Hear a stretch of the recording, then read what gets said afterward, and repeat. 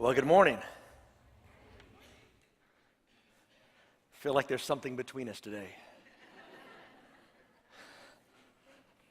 Can you see okay, or should I come down there?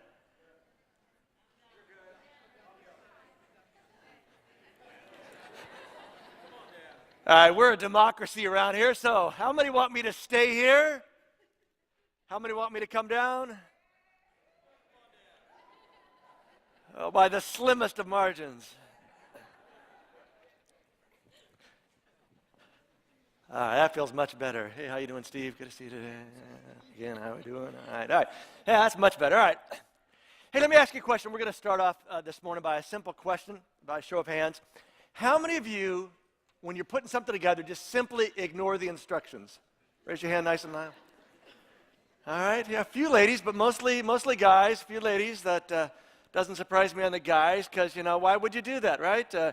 People who read instructions don't enjoy the joy of reassembly, or, they don't understand the idea of not getting it right the first time and using your brains to figure things out, right? But some of us, that are kind of wired that way and say, doesn't really make sense. I don't know who wrote these things.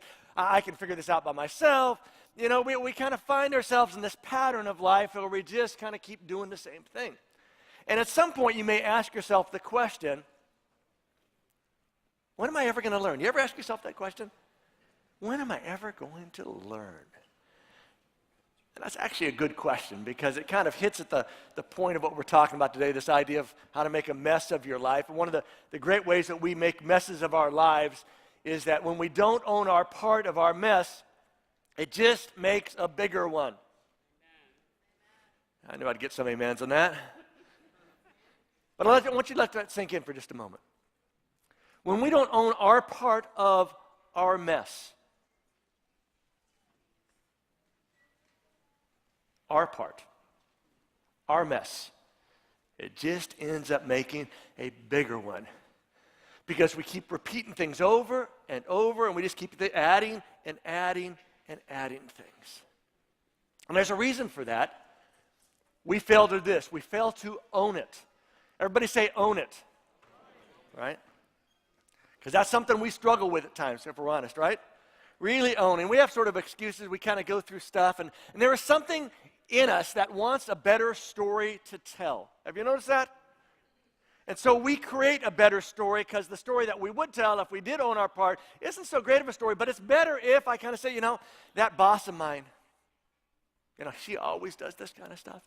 Or he's always kind of said that. That teacher I knew from the very beginning, the first day I sat down in the classroom, it was going to be bad news. She didn't like me at the start.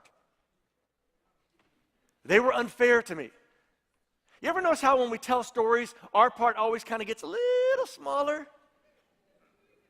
And somebody else's parts get much bigger? And the crazy thing about that is that the more we tell that story, the more we begin to believe that our part is really smaller. And it really is somebody else's fault. But there is one constant in your history. That's the big point today, by the way, folks. That's it. So let it sink in for just a second. Think about that. There is one constant in your history. And that would be, not me, you. Yeah. You're it. It's like playing tag when you were a kid, remember? And you got tagged, didn't want to be it, but you're it.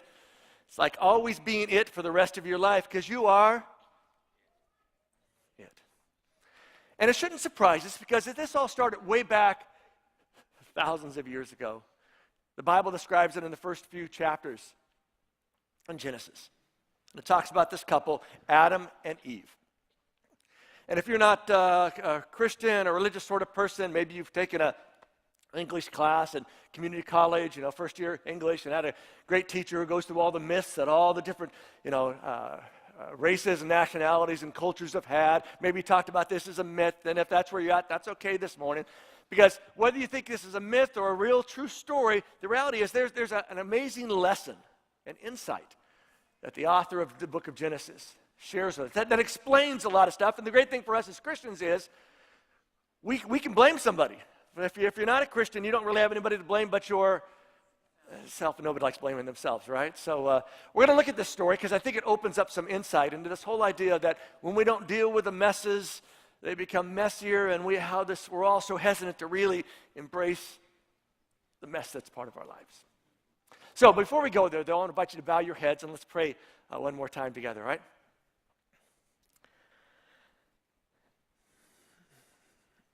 Lord, it's the thing that I at times run from the most. That of taking responsibility, of taking the blame, of owning my part of my history, my part of my past, my part of my present. And not just owning it, but owning it completely. And I know at times how much of a mess that's caused in my own life, and sadly in the life of others, that's because they're part of my life. And today, Father, I just simply want forgiveness. But more than forgiveness, I want just a different ability when those moments hit. When I want to just say, not me, it's them. I want you to remind me again of my part. And let that part be something that really does change the course of my life and the course of my story. So I pray for the people in this room today, the people online around the world, as we turn back to this old story today. And that you help us do what we do so well, and that is to see ourselves in stories. And leave here thinking a little bit different way about our lives. And if you can do that for us, this has been a good day. And we'll be thankful for that. Especially for what Jesus has done for us. In your name, amen. If you want to join me over in Genesis chapter 2, verses 16 to 17, describes the one thing as God creates this world. He puts Adam and Eve in this beautiful place. And he says, Adam, Eve, let me get your attention. There is one rule and one rule only. This is before the Ten Commandments. There are no Ten Commandments. There's simply one rule, and here it is. You may eat the fruit of all the trees in the garden. Anything you see, have at it, enjoy yourself, but you must not eat the fruit from the tree which gives the knowledge of good and evil. Eat whatever you want. In fact, he'll go on and say, hey, here's your job. Be fruitful and multiply, which the guy went, oh, baby, this sounds good to me, right? Have fun. Run around the garden. Enjoy the garden. Eat anything you want, just don't eat from this one, because this is a loyalty test. I got to have something that reminds you about who's really in charge here. But it's just one tree out of all this garden. Stay away from that, and everything's going to be great. No 10 Commandments, no multiple different kind of rules and expectations, just one simple rule. Don't eat from that tree. And then he reminds them what will happen if you ever eat from that tree, you will certainly die. And if you've been around a church any part of your life, you know what happens in this story, right? Adam and Eve do what you probably did as a child. When your mom or your dad said, don't touch that stove, it's hot, what did you do? Right? They did it, but the thing is, when they did it, we know that their mess up led to our lives being messed up. That this one decision set a course for all of us. In fact, the Bible will talk about that in multiple places. Paul will describe in Romans chapter 5 about how that choice, with just that one rule, really causes this whole mess up to permeate all of humanity. And Paul will say that's why we need Jesus. Something to break that process. Something to break that mess in our lives. Well, let's go back to the story. Let's pick the story up in Genesis chapter 3, where it picks up sort of that moment when all this kind of breaks down, and the author says, the woman saw that the tree was beautiful. Everybody say beautiful. Yeah, beautiful, right? A beautiful tree. That its fruit was good to eat. Everybody go, right? And that it would make her wise. Bing, that's a little light bulb going off, by the way. That's my little light bulb sound. But she sees this, right? Beautiful tree, fruit looks great, right? And she knows it's going to give her some benefit, the antioxidants, all that kind of stuff. No, this is more, it's going to give her some incredible knowledge. So she took some of its fruit and everybody said, Oh, no, no. We didn't say yummy. No, no, no. We said, oh, no, right? Because we know the story. Bad move, Eve, right? Here's the crazy part. Notice what it says next. She also gave some of the fruit to her husband who was and he ate it too. Now, there's a Jewish tradition that says that Adam wasn't there, that he was over some other place, that he with her meant they were in this general area together and he went and got her. That's not what the original text says. The original text says he was standing there going, this doesn't look good, but she is so fine. And it does look like that fruit looks good, and I'm kind of hungry. And she ate it, and she seems like she's okay, so why not? Because we're together in this. She eats, she gives it to him, he eats, and then it was as if their eyes were open. And you can read that and think that's like, ooh, kind of this crazy, their mind explodes, one of those moments of great enlightenment and such kind of thing. But that's not what it means when their eyes were open. Notice what it says next. They realized that as they knew that they were naked, or as they say in the South, naked. They were naked. And so what do?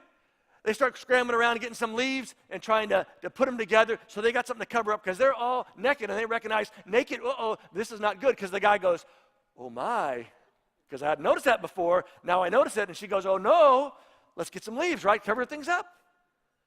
So their eyes are open, but it's not so much what had been kind of promised. It's like now they see things as they are, and they're not so sure they like the picture of that.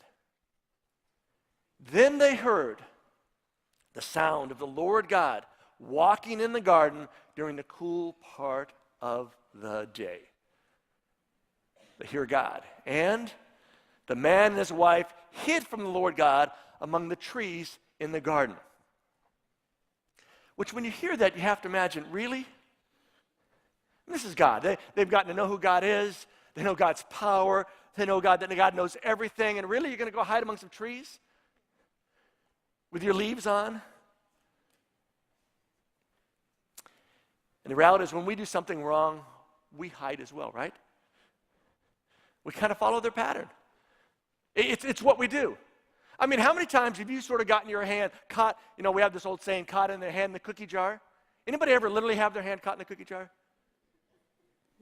A couple said, I remember that with my mom, I getting the last cookie in and crumbs all over, and it's like, uh-oh.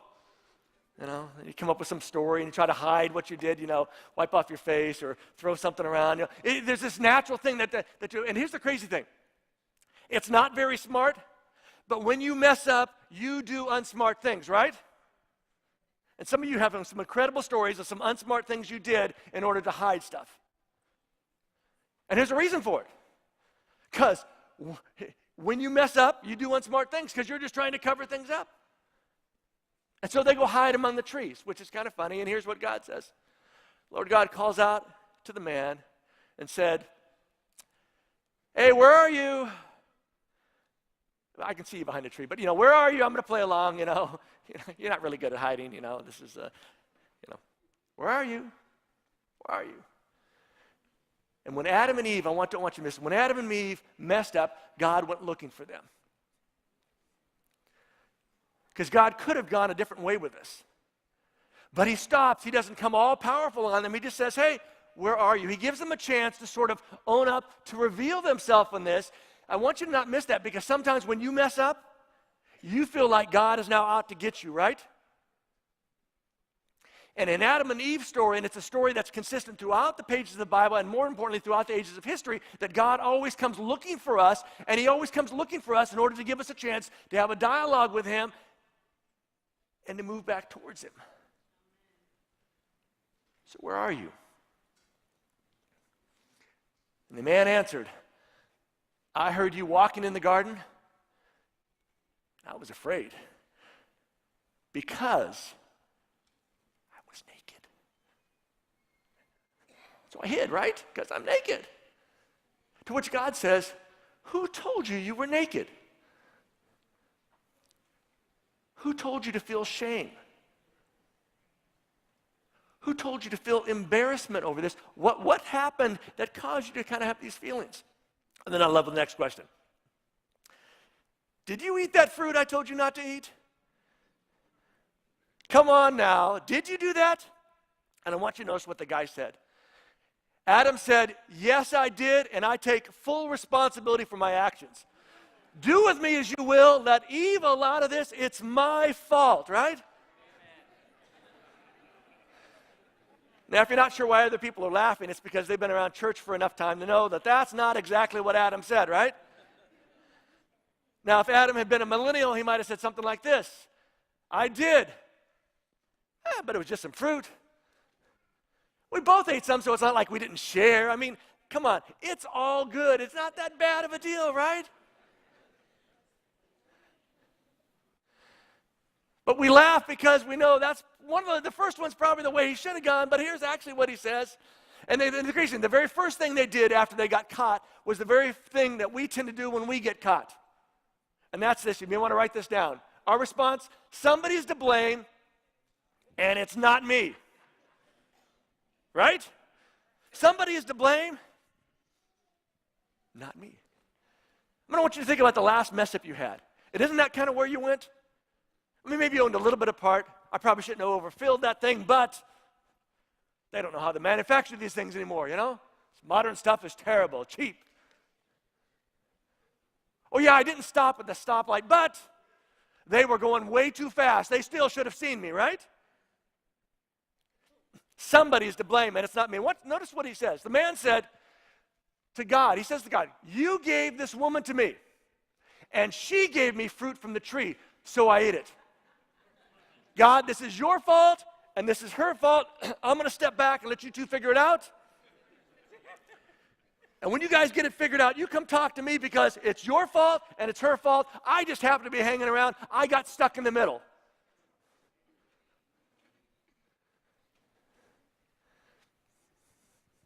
And here's the crazy thing about that.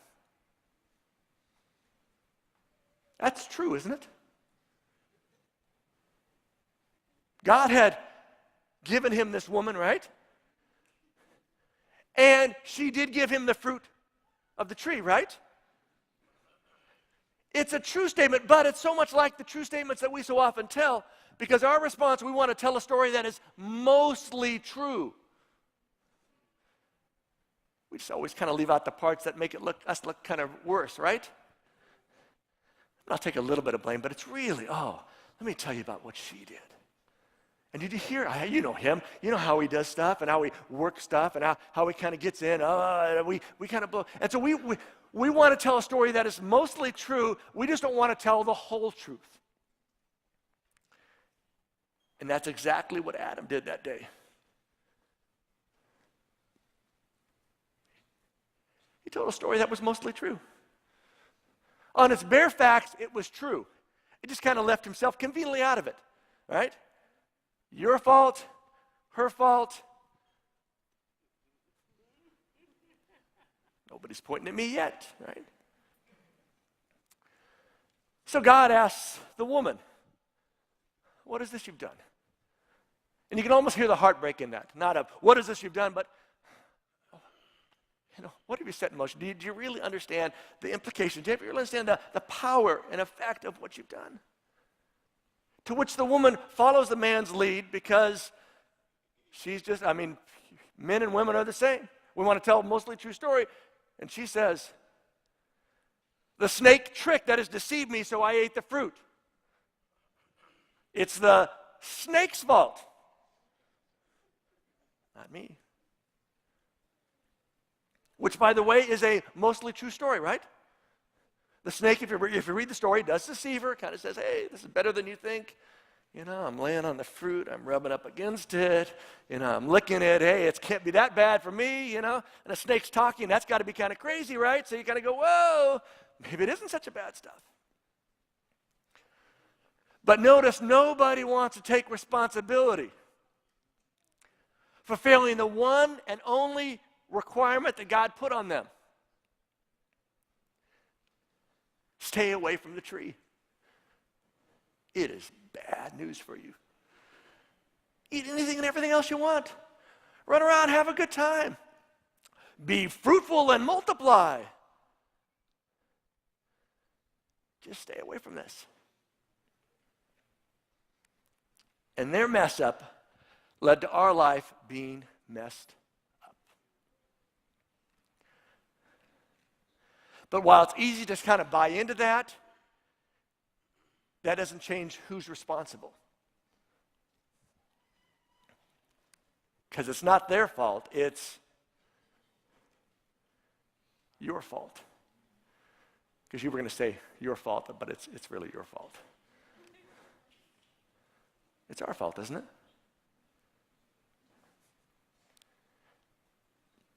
And it's our fault because we have missed that important lesson that it's been around forever and ever, this history that's there. I mean, listen to the stuff that God says this is what's going to happen. Now, this is what the impact of your failing to sort of not just own it, but your failing to sort of just follow through. Your failure on just one and only requirement you had. There's going to be pain in pregnancy and birth. How many women, when you were giving birth, said, I will never have another child? Raise your hands real high. Hopefully, if you had another child, they're not in the room right now, right? Yeah. But right, yeah, there's no more, right? I mean, it's just like, whoa. I mean, something changed, apparently. That wasn't how it was supposed to be. Not only that, it says you're going to have relational conflict. It says to the woman, your desire is going to be for your husband, is how a lot of translations say. But the actual understanding behind that is your desire to control is the idea behind that will be there. Which sets us up for conflict because everybody wants to be in control, right? Tonight, as you're watching TV, somebody will have which means they have,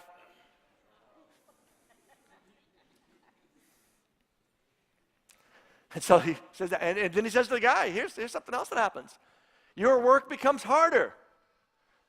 The ground that just kind of sprouts up stuff all over the place, now you're going to have to work it. Now it's going to have thorns and thistles. Now you're going to have to actually do something in order to get that production as opposed to just standing back and letting it happen. And then he says at the end, death becomes a thing now. Because apparently death wasn't part of the thing.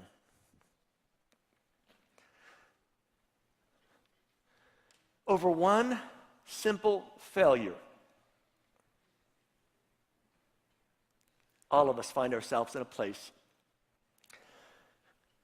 that is harder and tougher and more painful than it should be.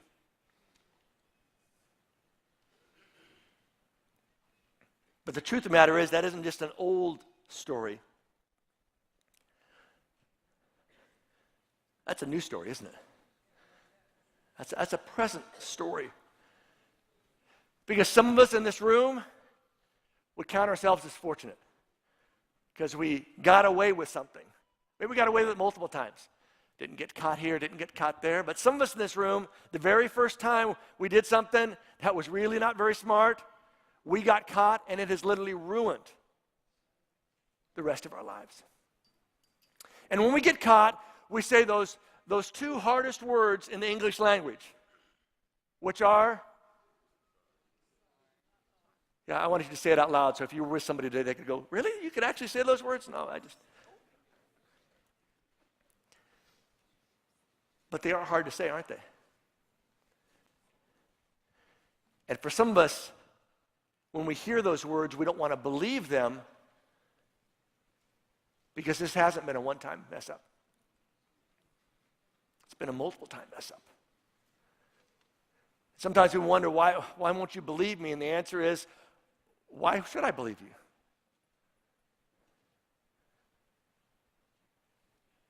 Instead of being everybody else's fault, you get all the rationalization and the reasons why this happened. But now we find ourselves in this place. And I've seen it happen too many times in my life. In my younger days, I saw friends who were just, were mad and were at a party and got drunk, and so the girl didn't respond the way they hoped to, she kind of ignored him that night, and he got in his car and hit 2 or 3 cars on the way home, went to jail, lost his license. And he did for a living was he drove oil trucks, so that kind of made things really tough. Over a momentary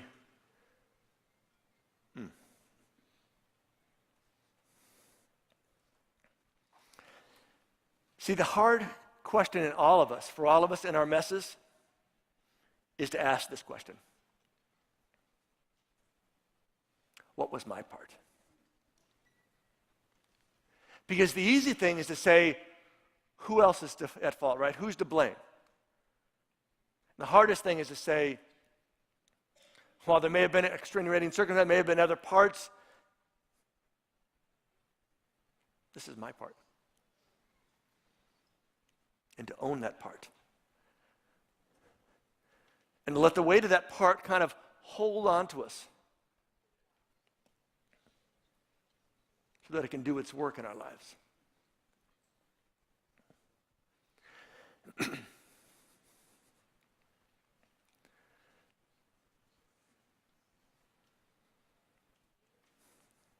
Take the step out of your mess by owning your part in your mess. That doesn't make sense, does it? It meant something else when I wrote it, so I have no idea what it means. Now, don't take a picture of that. Please don't take that one. Take the step out of your mess. Step is the wrong word there, isn't it? Are you guys all with me on this, right? All right, take it. Kumar, you got anything for me, buddy?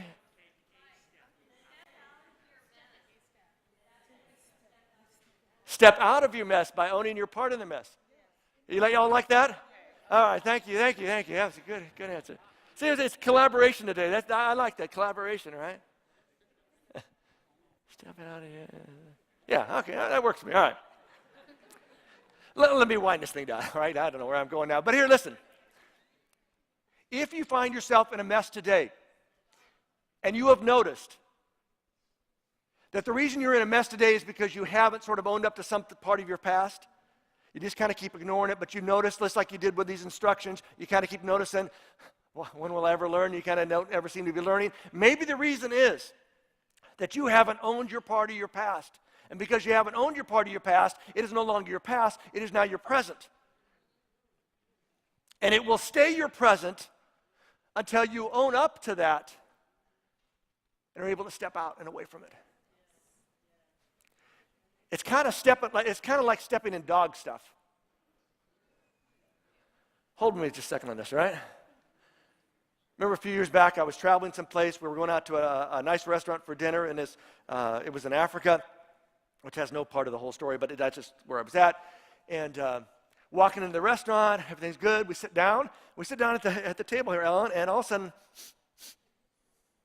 I'm thinking, man, I don't know much about African food, but something doesn't smell right in this place. But it wasn't constant. It was just kind of occasionally. And I thought, I don't know what that smells like, but surely that can't be, you know? I mean, you kind of know when you stepped in something, and so I kind of looked at my feet underneath the table, tried to be real sly about it, and I was with a good group of Christian people, so nobody was going, is that you? Everybody just kind of, sat there at the table like. So we had our meal, and occasionally during the meal, a little waft would come, and he'd be like, it just kind of affects. And got back in the car. We go back to the compound we were staying at, and on the way back in the car, occasionally a little bit of what, not a real strong, but just occasionally enough to go, somebody did something. I finally got back and looked at my shoes, and I was able to look at farther because I was by myself now, and I discovered that, lo, it was me. Actually threw those shoes away. And the lady that we were staying with, or who was kind of our housekeeper while we were staying in this compound, she actually dug them out of the garbage can and washed them off. And the next morning, they were sitting on my front steps, all clean.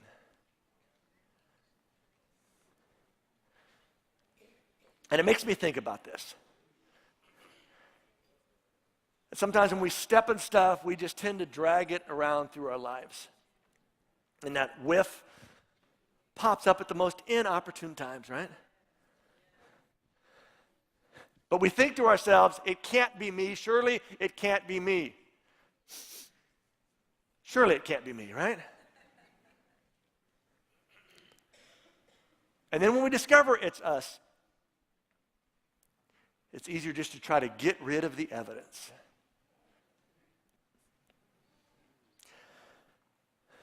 But in that story, what that lady did for me reminds me of what God so often does for me as well.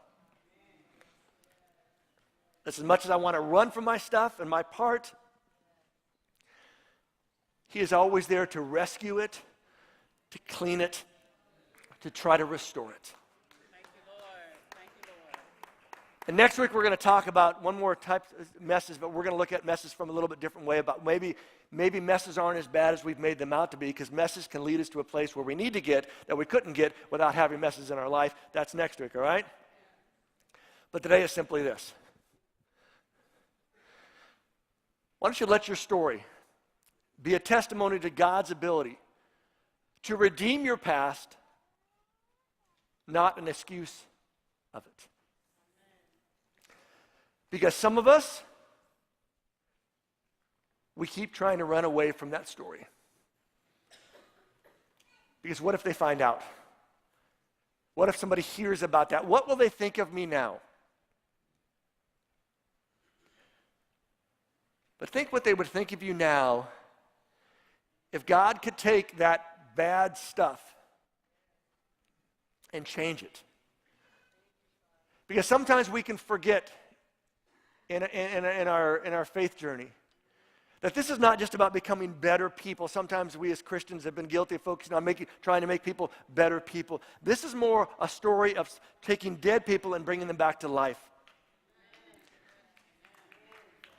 And the only way you can come back to life is by not excusing it, but saying, I'm dead.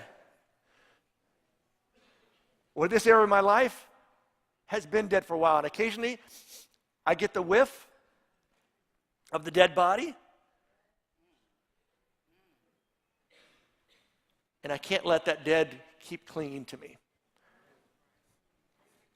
I need to let God do what God always does, and that is when we find ourselves in a mess, He comes looking for us. And then He asks us some questions, wanting to pull out of us that willingness to say, yeah, it was me.